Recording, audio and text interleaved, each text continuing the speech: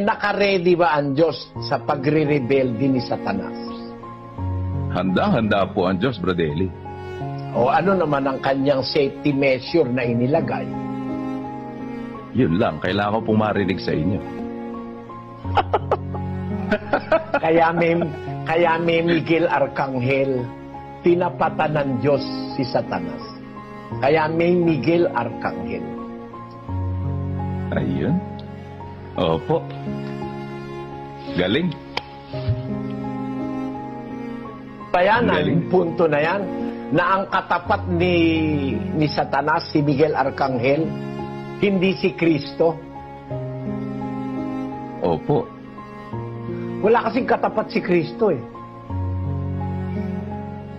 Amen po. O, alam mo ba yan, Brad Sani? Hindi ko po alam, kapatid na Eli, ngayon lang po. Siyempre, malibang marinig namin sa inyo, doon lang po namin malalaman. Ang ganito po, Ang katapat lang ng demonyo, hindi si Kristo. Napakataas ni Kristo eh. Mataas pa sa mga langit yun eh.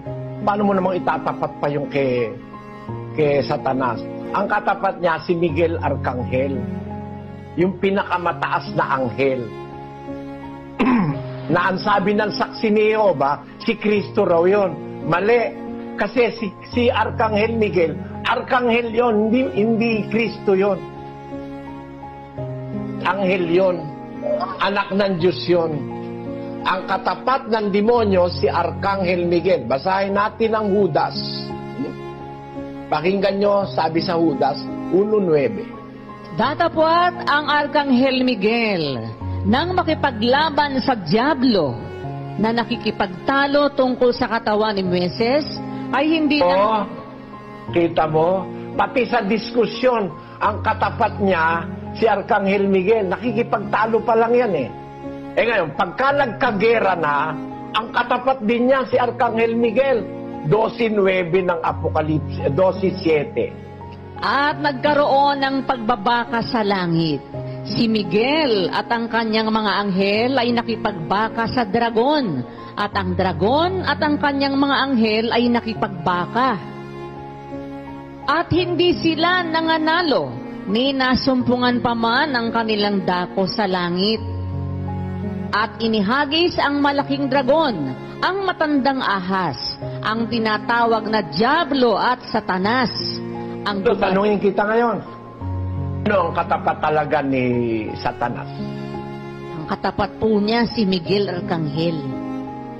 Kaya pala, ang Diyos, naghanda na ng isang katapat. Anticipated niya kung merong magre-rebelding anghel, may tatapat sa'yo.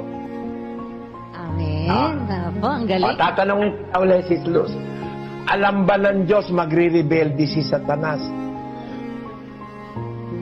Dito po sa narinig ko, alam po niyang may possibility may magre-rebelde. May possibility. Yun ang tama. Parang si Eva at si Adan, may possibility magkasala.